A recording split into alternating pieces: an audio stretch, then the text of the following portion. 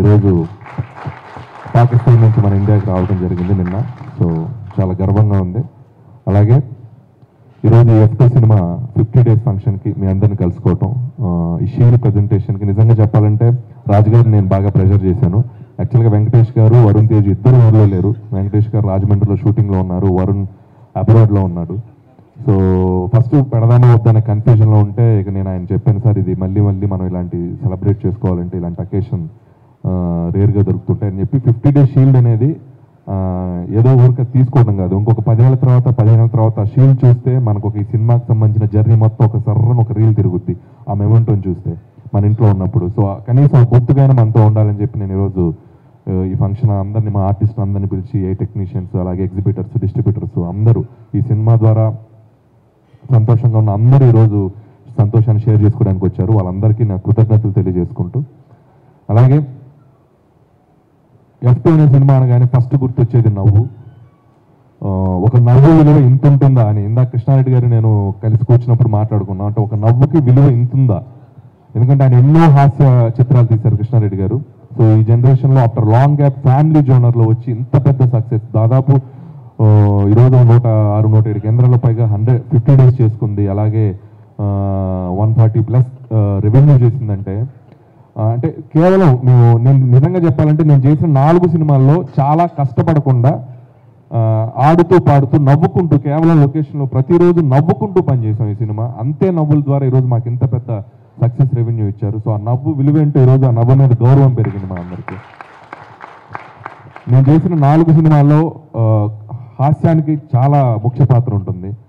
నేను దాన్ని ఎప్పుడు వదలను. నేను ఏ సినిమా చేసినా దానికి నాకున్న అంటే నేనేదో దాంట్లో పెద్ద గొప్ప నాకు ఫీలింగ్ కాదు. సపోజ్ ఫర్ ఎగ్జాంపుల్ మనం ఒక స్కూల్ కానీ, ఒక కాలేజ్ కానీ, ఒక కళాశాలలో ఒక ఉపాధ్యాయుడి గురించి చెప్తే, ఆ ఉపాధ్యాయుడు ఎక్కడో చదువుకున్న చదువు, ఆ ఉపాధ్యాయులు నేర్పిన చదువు, ఆ ఉపాధ్యాయులు నేర్పిన చదువు ఆ స్టూడెంట్స్కి పాస్ ఆన్ అవుతూ ఉంటుంది. సో వాళ్ళు నేర్పిన పాఠాలతో స్టూడెంట్స్ అందరూ వాళ్ళ లైఫ్లో అలా ముందుకెళ్తూ ఉంటారు. నిజంగా చెప్పాలంటే ఈరోజు నేను సినిమా స్క్రీన్ మీద చూపిస్తున్న ప్రతి హాస్యం వెనుక అలాంటి గురువులు చాలామంది ఉన్నారు. ముఖ్యంగా వారిలో చెప్పాలంటే జంధ్యాల గారు, ఆ తర్వాత ఈవీవి సత్యనారాయణ గారు, ఆ తర్వాత ఎస్వి కృష్ణారెడ్డి గారు. వీళ్ళు తీసిన సినిమాలు నేను చూసి, వాళ్ళు తీసిన సినిమాలు ఇన్స్పైర్ అయ్యి ఈరోజు నేను చేసే సినిమాల హాస్యాన్ని అలా వర్కౌట్ చేయగలుగుతున్నాను. సో ఆ గురువులు నేను ఇండైరెక్ట్గా వాళ్ళ దగ్గర పనిచేయకపోయినా వాళ్ళు తీసిన సినిమాలే నాకు లైబ్రరీ. సో వాళ్ళు నాకు ఎంతో స్ఫూర్తినిచ్చారు. అలాగే హ్యూమన్ సైకాలజీ ప్రకారం మనం జనరల్గా మన ముందున్న వాళ్ళ గురించి మాట్లాడుకుంటూ వెళ్తాం. పక్కన ఉంటే ఆర్టిస్ట్ ఉంటే వాళ్ళ గురించి మాట్లాడుతూ ఉంటాం. సో ఈ ఆర్టిస్టులు వెనక ఇంకో ఇద్దరు హీరోలు ఉన్నారు, వెంకటేష్ గారు అండ్ వరుణ్ తేజ్ గారు. సో ఎఫ్టీ అనే సినిమా వాళ్ళిద్దరు లేకుండా నేను ఊహించలేను. వెంకటేష్ గారు ఎన్నో సినిమాలు చేశారు, అన్ని జోనర్స్లో సినిమా చేశారు. అందుట్లో ఆయన ఒక ఎంటర్టైన్మెంట్ జోనర్లో సినిమా చేస్తే అది ఒక 10-14 years బ్యాక్ చేశారు, నువ్వు నాకు నచ్చావు మల్లీశ్వరి. ఆ తర్వాత మళ్ళీ ఆ జోనర్లో ఆ సినిమా చేయలేదు. సో దాని స్ట్రెంగ్త్ ఏంటో ఈరోజు మనందరం చూసాం. వెంకటేష్ గారు దాన్ని ఎంటర్టైన్మెంట్ దీంట్లో చేసింది. అలాగే వరుణ్ తేజ్ ప్రతి సినిమాకి తను ఒక డిఫరెంట్ జోనర్ చేసుకుంటూ వెళ్తున్నాడు. సో ఒక కామెడీ నేను ఎప్పుడు చేయలేదు బ్రదర్ అని చెప్పి ఈ సబ్జెక్ట్ ఒప్పుకున్న తర్వాత వెంకటేష్ గారు లాంటి ఒక పవర్ ఎంటర్టైన్మెంట్లో ఆయన ఒక వేరే రేంజ్.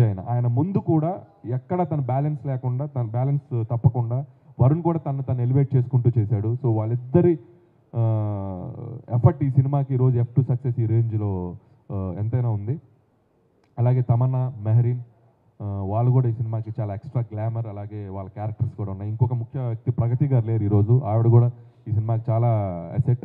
అలాగే రాజేంద్ర ప్రసాద్ గారు ఎన్నో కామెడీ సినిమాలు చేశారు, ఆయన కూడా ఈ సినిమాకి చాలా స్ట్రెంత్. ఇలా నా బలం ఈ సినిమాకి మెయిన్ వాళ్ళైతే. సో ఈరోజు స్టేజ్ మీద ఉన్న ప్రతి ఒక్క నటుడు, ప్రతి ఒక్క ఆర్టిస్ట్ నాకు సపోర్ట్. అంటే మనం ఒక క్యారెక్టర్ రాస్తే ఆ క్యారెక్టర్ని ఎలివేట్ చేయాల్సింది ఆర్టిస్టే.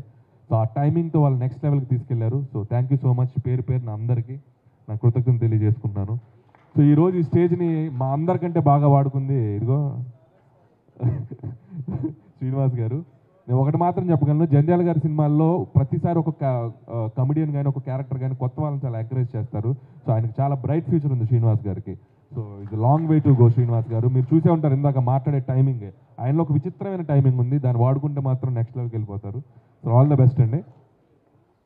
పోతే ఇక నా టీం, నా టెక్నీషియన్స్ అందరికీ ఎవరైతే పనిచేశారో, స్క్రిప్ట్ డిపార్ట్మెంట్ నుంచి పనిచేసిన వాళ్ళు సాయి, నారాయణ గారు, అలాగే ప్రవీణు, సో ఎడిటర్ తమిరాజు గారు, సో మిగతా వాళ్ళందరికీ అన్ని ఫంక్షన్స్ చెప్పాను. సో వాళ్ళందరి తరఫున కూడా నా స్పెషల్ విషెస్ చెప్పుకుంటున్నాను. ఇకపోతే ప్రొడక్షన్ హౌస్, దిల్ రాజు గారు, శిరీష్ గారు, లక్ష్మణ్ గారు, ఇట్స్ లైక్ ఏ ఫ్యామిలీ.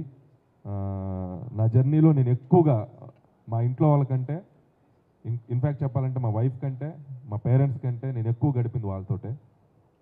అంత జర్నీ వాళ్ళతోటి. సో మెమరబుల్ జర్నీ, 4 ఫిలిమ్స్ చేసా, ఇంకా జర్నీ కొనసాగుతూనే ఉంది.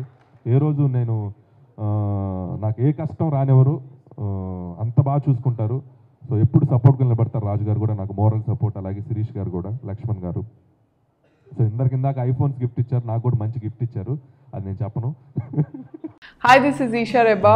నేను మీ getup Srinu. This is Shyamla. This is Yashwant here. Subscribe Mana Stars. Subscribe to Mana Stars. Subscribe to Mana Stars.